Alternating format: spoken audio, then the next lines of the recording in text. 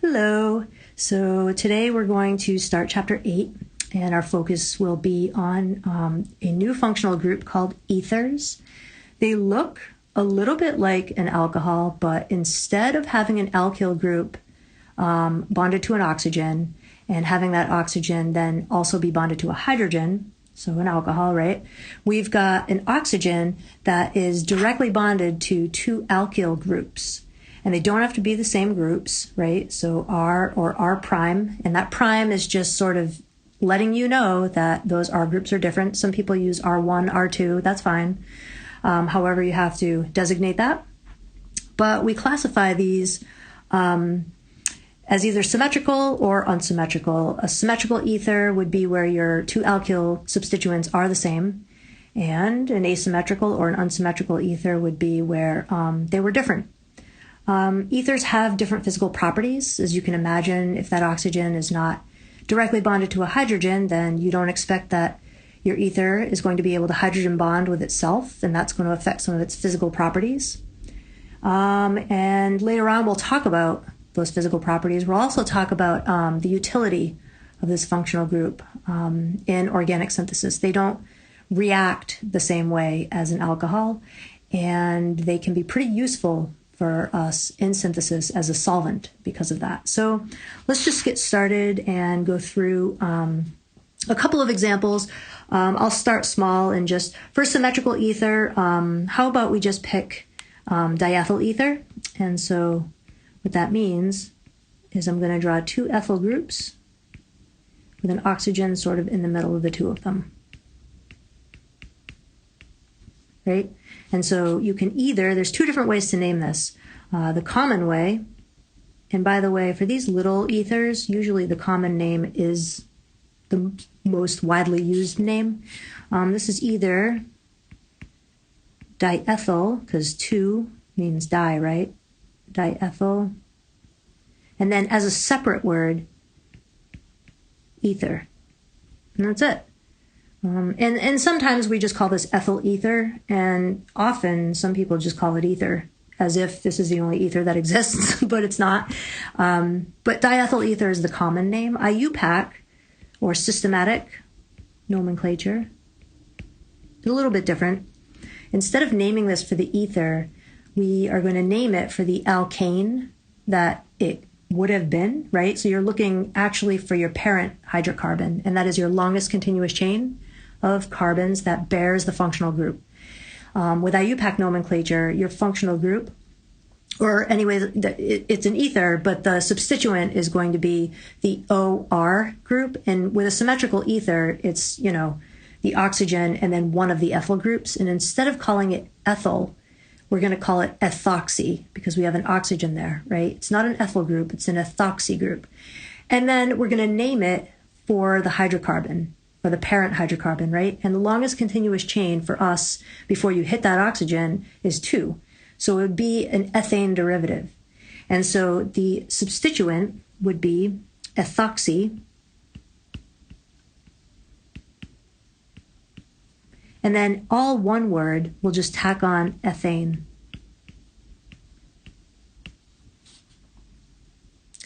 For an unsymmetrical ether, again, we'll keep it small.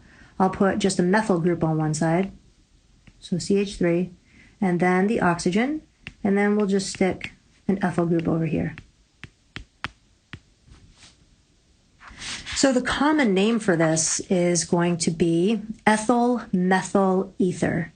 You literally just name each alkyl substituent, and you cite them in alphabetical order, so E comes before M, so ethyl methyl, and then ether, the end, right? But they're all separate words. So this will be ethyl, and then methyl, and then ether. But if you're going to name this systematically, you're going to look for your longest continuous chain of carbons to identify the parent, right? And that's going to be the ethyl group that you see there on the right. So it would be some sort of ethane derivative. And then you'll find the leftovers, right? So the oxygen with the other substituent, the other alkyl substituent, and that's a methyl group. So this is going to be a methoxy instead of just methyl, because it's going to contain also the oxygen, so methoxy. And then ethane. And that would be the IUPAC name for that particular unsymmetrical ether. And you do see, right, that this is unsymmetrical. So we've got one alkyl substituent over here and a totally different alkyl substituent over here. With the symmetrical ether, you've got two R groups, but they're identical. So the oxygen is in the middle. And notice how the oxygen doesn't have a hydrogen directly bonded to it. So this is what makes this particular molecule an ether. It's its own family of compounds. It's its own functional group. So let's do a few more examples with nomenclature. And the first piece that I'd like to focus on, I just wanted to separate the common from the IUPAC nomenclature. We're going to find our groups that are hanging off of the oxygen on either side. We'll identify what these are.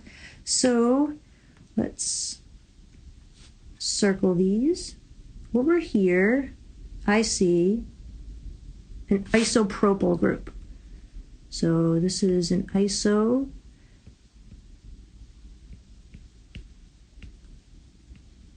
group. And on the other side, I see on the other side of the oxygen, the other alkyl group, I see what's called what? You guys recognize that particular piece of functionality? There's 1, 2, 3, 4 carbons, but it's not just a butyl group, right?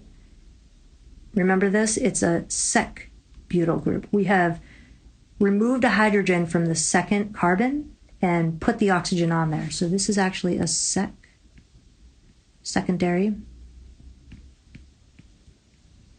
butyl group. And one thing that's important, because you're going to cite your alkyl groups in alphabetical order, it might look like, since S comes later in the alphabet than I, it might immediately look to you like that isopropyl should come first. But remember when we were first doing alkanes and we identified these alkyl substituents and said, listen, I'm just telling you what type of carbon that is, right?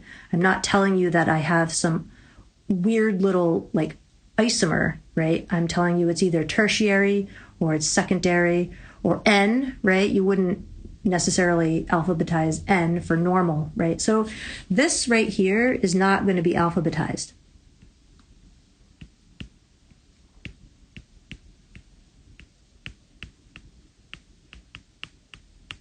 In the name, but this is.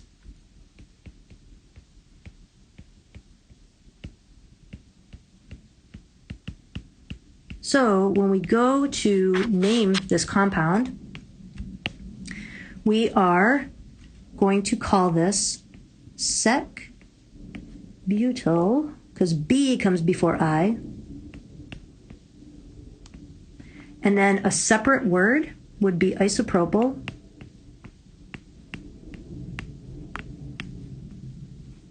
and then just ether. So that would be the common name for this particular molecule. So the next example that I drew, and I tried to give a variety of different ways of drawing these. So we have a line bond structure for this next one. We're going to identify our two different groups. So you find the oxygen, for the common nomenclature, you find the oxygen, and you just look at the group that's hanging off the left and look at the group that's hanging off the right-hand side, as we drew it here. And we're going to name these. So this blue one that I just circled here, this is our cyclohexyl substituent, right? That's a cyclohexyl group. And then the other group, if you were to count out the carbons, you see, leaving the oxygen, we see 1, 2, 3, 4 in that straight chain, and then there's a fifth one coming off of that second to the last carbon there. This is an isopentyl group. There's 5 carbons, right? But it's an isomer of pentane, or the isopentyl group. So isopentyl.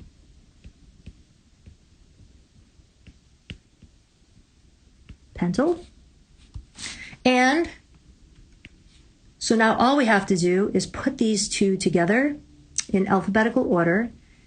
So cyclohexyl,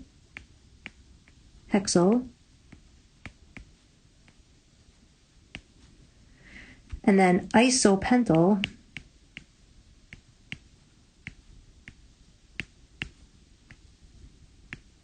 and then ether. They're all separate words. I sort of exaggerated the distance between those words, but just so you know, they're separate words. All right, so for the last example, for the common nomenclature, we have this little guy down here. So I'm going to circle the groups that I see hanging out on the oxygen. So there's one, and then the other one is over here. So this blue one that I just circled is what? So there's 4 carbons, right? But what do I have there? So the oxygen is hanging off of the first carbon. On that second carbon, I have a methyl group and then a methyl group. So I have an isobutyl group.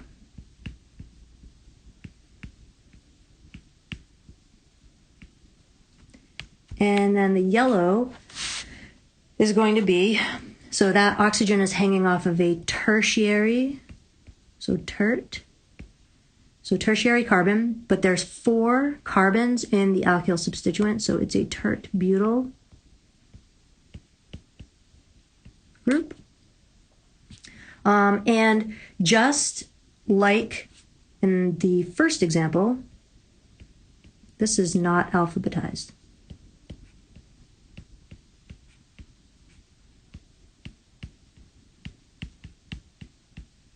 So the butyl is what we're focused on.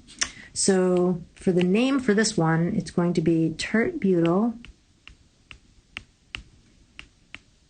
or T-butyl is fine too.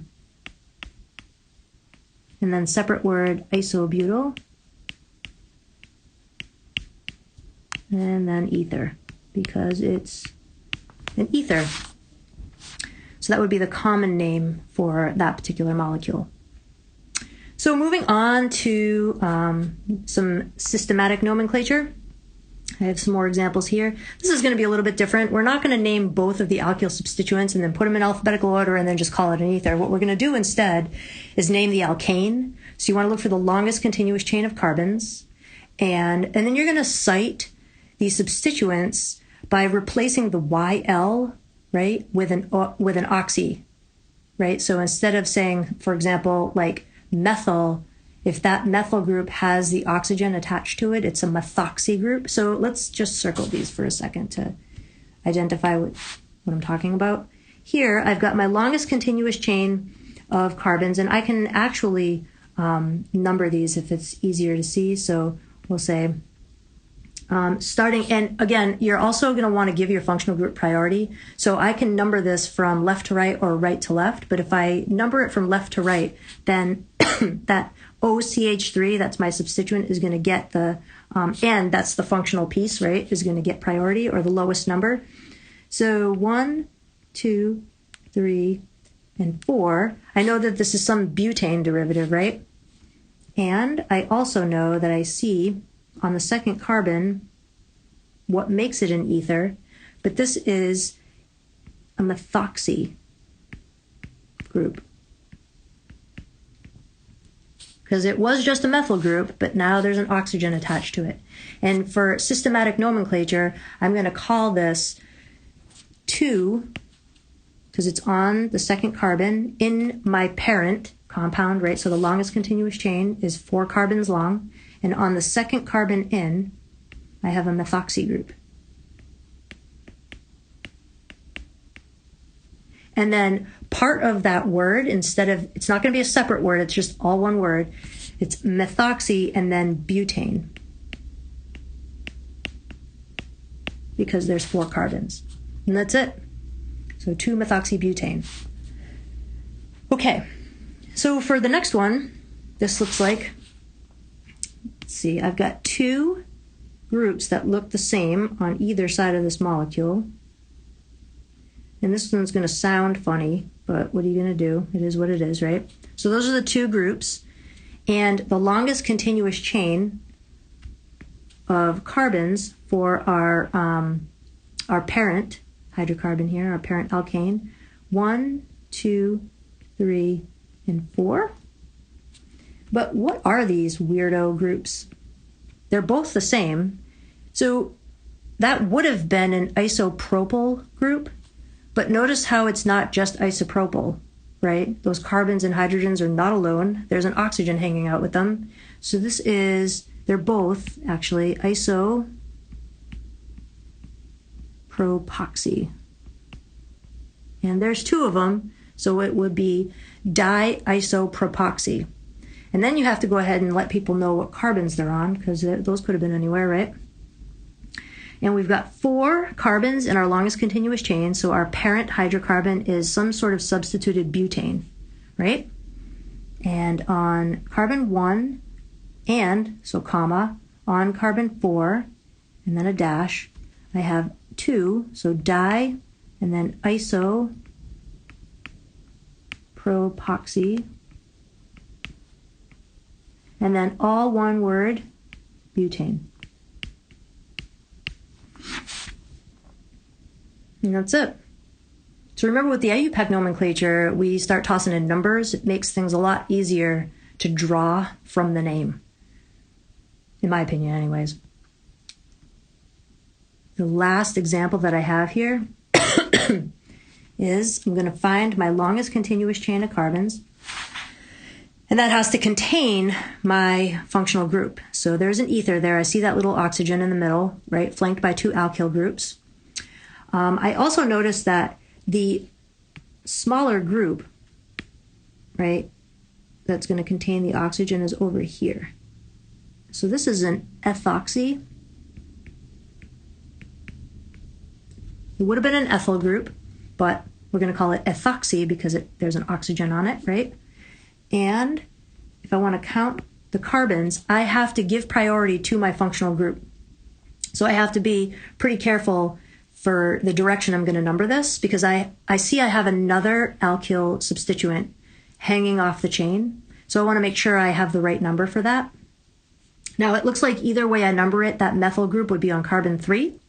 But if I numbered it from left to right, then the ethoxy group would get a higher number. And that's my ether. I don't want my functional group to take lesser priority, right? So I'm going to number from this direction. 1, 2, 3, 4, and 5.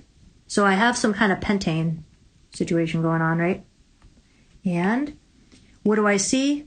Well, I've got an ethoxy group on the first carbon, and I've got a methyl group on the third carbon. The ethoxy group is a substituent, and E comes before M. So I'm going to go 1 dash ethoxy, and then 3 dash methyl, and the whole thing has 5 carbons. My parent has 5 carbons, so pentane. Does that make sense? All right. Okay, so I kind of want to talk a little bit about the physical properties of ethers, because they are definitely not the same as alcohols, even though they look really similar. And I remember when I was first learning this stuff, it was hard to wrap my mind around the fact that they looked really close. I mean, they look similar to each other. You're, taking an alkyl group and substituting it with a hydrogen, to go between an ether and an alcohol. And I had to really sit with what that meant. And it was helpful to lean back a little bit on some of the basic stuff I learned in general chemistry. One of the physical properties that we notice that's affected by the structure of an ether and some of the intermolecular forces, so this is where we're going to lean back on Gen Chem, was the boiling point. And I thought instead of just saying, hey guys, ethers generally have lower boiling points than alcohols of similar molecular weight, I wouldn't want to memorize that, like nobody does. And, do you care really? So it's kind of like, why is that? Instead of just memorizing that it is so, why don't we just think about it for a second, Because in general chemistry, when we were talking about intermolecular forces, boiling point, viscosity, capillary action, surface tension, all that stuff, vapor pressure, which is where we're going with this, right? All that kind of stuff was affected by those intermolecular forces, or in other words, the forces of attraction that hold molecules near to each other, right? And so the stronger those forces of attraction are, you can imagine the more energy it's going to be, it'll require to separate them. And we're not talking about breaking covalent bonds. Nobody's talking about busting up a bond, right? An actual covalent bond or some sort of ionic bond. We're actually just talking about kind of like, let's peel the sock off the towel when it comes out of the dryer kind of a thing. Like these are hanging out near each other, right? Or let's like get the cat out of our lap kind of a thing. Like these are intermolecular forces, the forces of attraction, but you're not like glued to the cat, right? You're not covalently bonded to the sock or whatever. So these are just forces of attraction keeping these molecules near each other. And if you have a molecule in the liquid state, in order to vaporize it, so in other words, to have a molecule in the liquid state enter the gas phase, in other words, vaporize, then you're going to have to either add some energy, depending on the forces of attraction, keeping those molecules near each other, right? Add some energy, like heat, for example, is a good source of energy, which is why a lot of people associate boiling point with a temperature argument, but it's really just temperature being a measure of heat and a convenient way to describe the point at which the vapor pressure of your liquid is equal to the external pressure, right, on your sample, so the atmospheric pressure. And so I think it behooves us to actually talk a little bit about what vapor pressure is, because you can memorize that with a flashcard, or you can say, well, what the hell is vapor pressure in the first place, right? And it's a good question to ask, because it's like if you have a glass of water sitting out on the counter for a week, I think we all know what evaporation is, right? But we also all know that the boiling point of water is not room temperature anyways, right? 22 to 25 degrees Celsius, somewhere around there. We know that it's 100 degrees Celsius at 1 atmosphere. And so what does it mean to evaporate when you're not even at what's technically called your boiling point? And what is your boiling point anyway? So this is where people get hung up on temperature. So let's talk a little bit about what vapor pressure is and how to define the boiling point. So I have 3 beakers drawn here.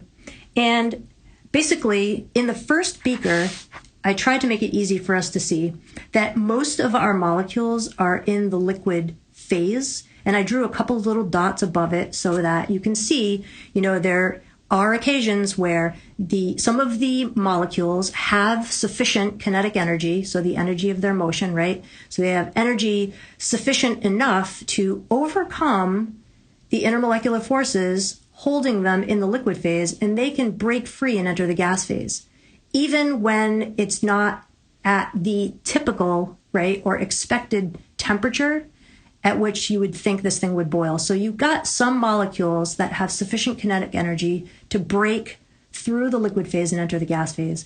And so in this first beaker, what we're looking at, though, is more of the molecules are in the liquid phase and only a few molecules are in the gas phase. And so what you can say very generically about this is that the rate, and that'll be an important word, so the rate, right, the change in something over time. So the rate of condensation, so that's where we're going to take a gas, right, and condense it into a liquid.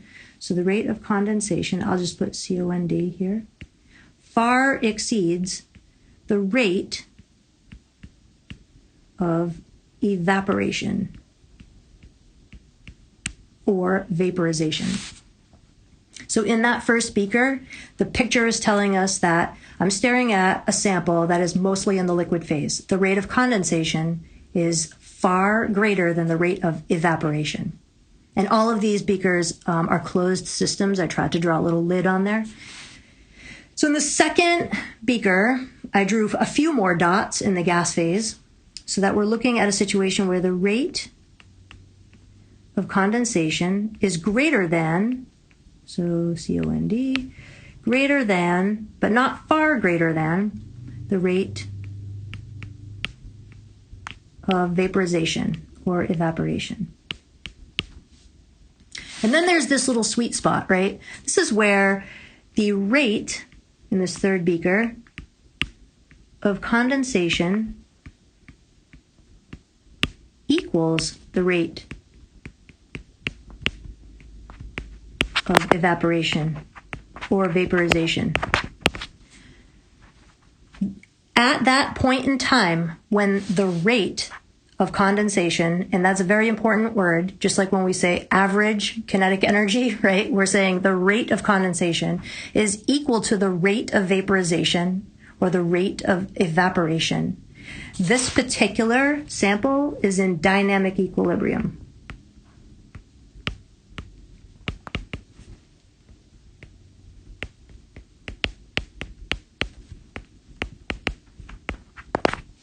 And so what does that matter? Well, if we want to define the vapor pressure, right, we're going to say that, let me highlight this for you because the vapor pressure is over here. So the vapor pressure is going to correspond to this third beaker or this dynamic equilibrium, this sweet spot where the rate of condensation equals the rate of evaporation. The vapor pressure of a liquid is the pressure at which the gas or the vapor is in dynamic equilibrium with its liquid. So for a sample in that liquid phase to evaporate, or for the sample in the liquid phase to vaporize, you have to overcome the forces of attraction between the molecules, don't you? If you've got really strong forces of attraction between the molecules, like say you have a glass of water and you've got all kinds of hydrogen bonding going on, dipole-dipole interactions, and of course everybody's got dispersion forces, the van der Waals forces. So, the hydrogen bonding being like the big players in that little combo, then you're expecting that those water molecules are strongly attracted to one another, or not strongly as in like a covalent bond, but the hydrogen bonding is one of our beefier intermolecular forces, not on their own. A single hydrogen bond is no big deal, right?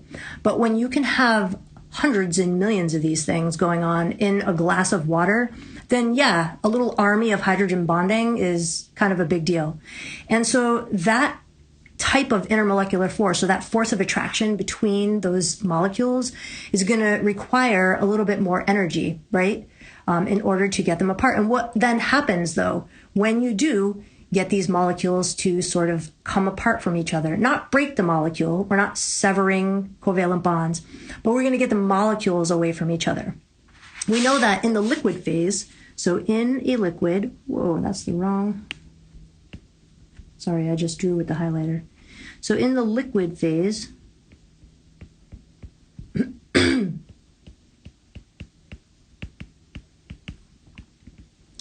the species, molecules, whatever you got going on, are close enough. I mean, it's not like a solid, right? But they are close enough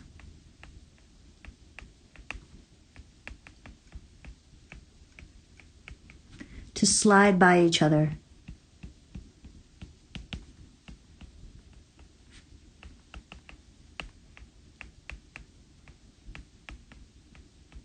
And in a gas phase, so in the gas phase, they're farther apart. So species are farther apart.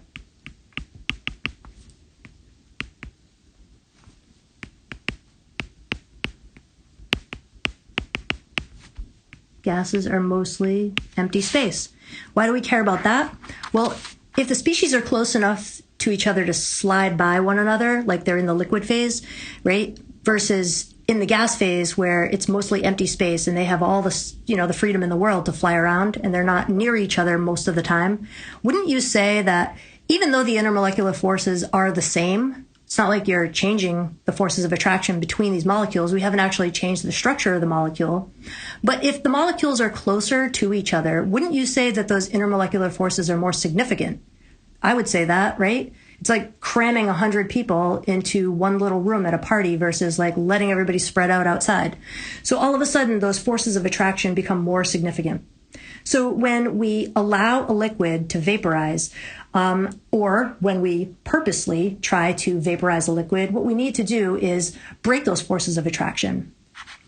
And when the vapor pressure of that liquid, so the pressure at which the gas or the vapor, right, same molecules, are in dynamic equilibrium with the liquid, so the rate of condensation equals the rate of evaporation, as soon as that vapor pressure equals the external pressure or atmospheric pressure, your liquid boils, right?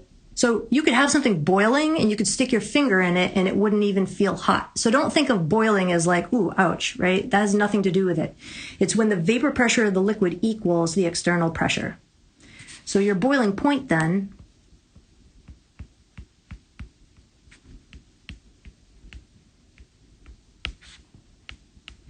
is when your vapor pressure, so P vap, if you remember from Gen Chem, is going to equal, you can just put external here if you like, or you could put atmospheric.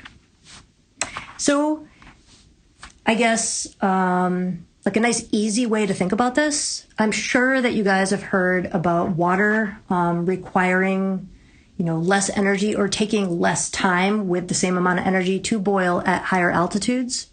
It's because the boiling point of water, pure water, is lower at a lower pressure. Doesn't that make sense? If you lower the external pressure, you're going to lower the vapor pressure rate of your liquid. And so the temperature at which your liquid will boil will go down at a higher altitude or a lower external pressure. And so why do we care about that? Well, we care about that because what is causing the amount of, like, what's the reason for the amount of energy we have to add to our sample? Like, why do some samples take more energy to encourage this vaporization than others?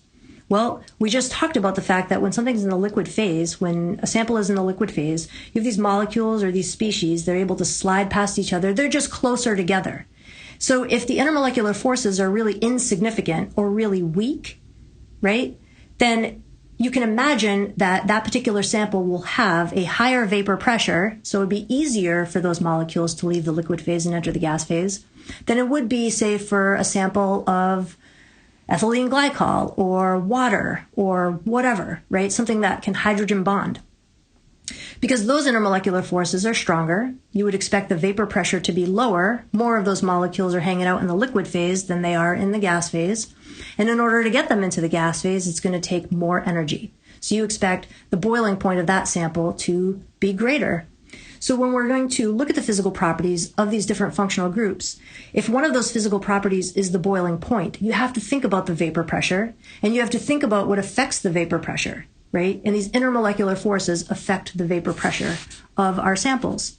So if we're going to rank these intermolecular forces or these forces of attraction from weakest to strongest, the ones that we talked about anyways were dispersion forces,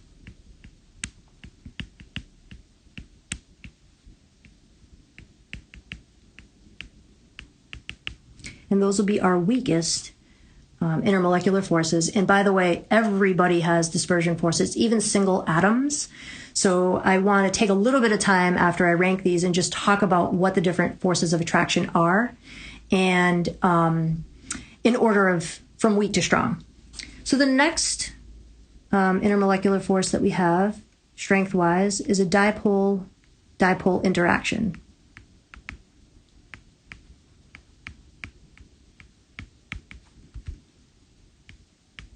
Next on the list is hydrogen bonding. And our strongest intermolecular force would be like an ion dipole interaction. So instead of just memorizing what's weak and what's strong, let's just talk a little bit. And so this is a total review of general chemistry. But before we move into the physical properties of ethers and talk about differences in, boiling point compared to, say, alkanes, alcohols, and I'll include some amines. We haven't covered amines yet, but it doesn't hurt to toss them in and talk about, comparatively anyways, some of their physical properties. Let's just talk a little bit briefly, anyways, about the different types of intermolecular forces. So I'm going to start with the weakest one.